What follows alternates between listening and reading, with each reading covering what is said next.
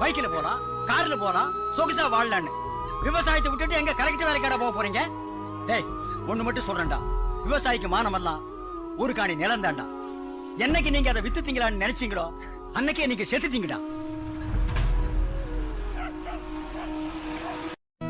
ஆறு இருக்கும் பக்கத்துல ஊரு வானுச்சு, வரலாறு சொன்னுச்சு. ஊரு மட்டும் இருக்குதையா, அற மட்டும் காணல, போன இடம் தெரியல. நட்ட காடுகளை பாவிசனம் அழிக்குதே, நன்றி மறந்து சிரிக்குதே, ஆறறிவ வச்சுக்கிட்டு ஆணவத்தில் வாழுதே.